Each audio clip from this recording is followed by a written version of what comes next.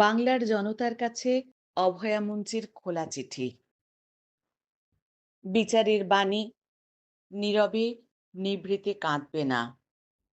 সুধী, ২০২৪ সালের ৯ই আগস্ট আমাদের মেয়ে, বাংলার মেয়ে অভয়াকে হারিয়েছি আমরা। ১০ মাস অতিক্রান্ত, আজও প্রকৃত বিচার অধরা। আরজিকর হাসপাতালে ছাত্র যুবদের প্রবল বাধা সত্ত্বেও রাষ্ট্রযন্ত্রের নিপীড়নের অন্যতম হাতিয়ার পুলিশের জুলুমবাজি আর বলপ্রদর্শনের কাছে পরাস্ত হয়ে শববাহী যানে করে অভয়ার নিথর দেহ চলে গিয়েছিল শেষ কৃত্যে। ক্ষুব্ধ যারা, লুব্ধ যারা, মাংসগন্ধে মুগ্ধ যারা, একান্ত আত্মার দৃষ্টিহারা, শ্মশানের প্রান্তচর আবর্জনা কুণ্ড তব ঘেরি, বীভৎস চিৎকারে তারা রাত্রি দিন করে ফেরাফেরি, নির্লজ্জ হিংসায় করে হানাহানি। শুনি তাই আজি মানুষ জন্তুর হুঙ্কার দিকে দিকে উঠে বাজি।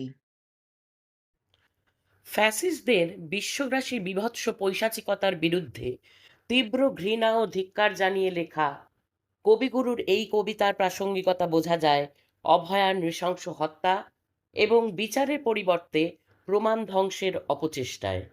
একটি হাসপাতালের ভিতর তরুণী চিকিৎসককে ধর্ষণ ও হত্যা আরোগ্য নিকেতন বা স্যাংচুয়ারির ধারণাকে পদদলিত করেছে। এর পেছনে জড়িয়ে আছে পাহাড় প্রমাণ দুর্নীতি, যার জনক এবং রক্ষক এই রাজ্যের সরকার। বিশ্বাসভঙ্গের ক্রোধ আর বিষণ্ণতা মানুষকে ক্ষিপ্ত করে তোলে। 14ই আগস্ট 2024 মেয়েদের রাত দখল ইতিহাস তৈরি করে। দেশে বিদেশে জনগর্জন, লাগাতার রাত দখল এবং রাস্তায় প্রতিবাদী জনতার প্লাবনকে 1905 সালের বঙ্গভঙ্গ প্রতিরোধে রবি ঠাকুরের রাখি বন্ধন বা 42-এর ভারত ছাড়ো আন্দোলনে মানুষের অংশগ্রহণের সঙ্গেই একমাত্র তুলনীয় বলে প্রবীণ মানুষজন অনেকেই মনে করেন। জুনিয়র চিকিৎসকদের আন্দোলন, ধর্মতলায় অনশন এই আন্দোলনে অন্য মাত্রা যোগ করে। দ্রোহের কার্নিভাল, প্রতিমা বিসর্জনের কার্নিভালকে ম্লান করে দেয়। রাজ্য জুড়ে সংগ্রামরত চিকিৎসক, চিকিৎসক সংগঠন, সাধারণ মানুষ, শাসকের অন্যায়ের বিরুদ্ধে সোচ্চার গণতন্ত্রপ্রিয় সংগঠনগুলির মিলিত শক্তিতে গত 28শে অক্টোবর 2024 গঠিত হয় অভয়া মঞ্চ। দায়িত্বপ্রাপ্ত কেন্দ্রীয় তদন্তকারী এজেন্সির তদন্তের নামে দীর্ঘসূত্রিতা, সর্বশেষ শুধুমাত্র একজনের বিরুদ্ধে চার্জশিট পেশ করা প্রতিবাদী জনতাকে হতাশ করে। কিন্তু আন্দোলন থেমে যায় না। শুরু হয় আন্দোলনের নতুন এক পর্যায়, যেখানে আইনের লড়াই আর পথের লড়াই পরস্পরের পরিপূরক হয়ে ওঠে। মহামান্য বিচারক তার রায় উল্লেখ করেছেন, কলকাতা পুলিশের তদন্তকে অন্ধভাবে অনুসরণ করেছে সিবিআই। বিচারক তার রায়ের ছত্রে ছত্রে সিবিআই তদন্তের ব্যর্থতা ও সীমাবদ্ধতাকে উল্লেখ করেছেন।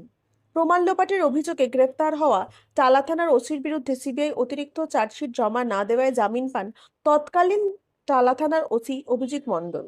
অভয়ার মা বাবার অনমনীয় লড়াই, জুনিয়র চিকিৎসক এবং অভয়া মঞ্চের নিরলস আন্দোলনের ফলে কলকাতা উচ্চ আদালতে নতুন করে মামলা শুরু হয়। আবার মানুষ আশাবাদী হচ্ছেন।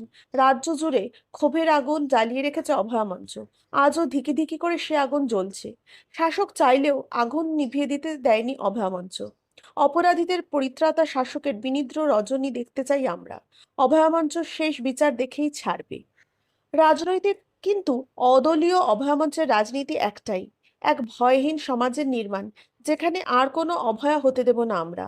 নারী সুরক্ষা, শিক্ষা, স্বাস্থ্য এই নিয়ে যে কোনো অনাচারের বিরুদ্ধে লড়াই করবে অভয়া মঞ্চ। রাজ্যের বেহাল শিক্ষা ও স্বাস্থ্যের মূলে যে ব্যবস্থা কাজ করছে তার উৎপাটনই আমাদের লক্ষ্য। তাই প্রতিটি দিনই আমাদের অভয়া যাপন, অভয়া স্মরণ। তবু প্রতি মাসের 9 তারিখ অভয়াকে বিশেষভাবে স্মরণ করি আমরা। 9ই আগস্ট 2024 থেকে আজ পর্যন্ত অভয়া হত্যাকাণ্ডের সঙ্গে যে প্রতিষ্ঠানের নাম ওতপ্রোতভাবে জড়িয়ে আছে তা হচ্ছে টালা থানা। পোস্টমর্টমের আগে পরে সমস্ত ক্ষেত্রেই এই থানার ভূমিকা সিবিআই তদন্তে বারবার উঠে এসেছে। তৎকালীন ওসির হস্তক্ষেপ এই হত্যাকাণ্ডের অন্যতম আলোচ্য বিষয়। তাই আজ আমাদের টালা থানা অভিযান।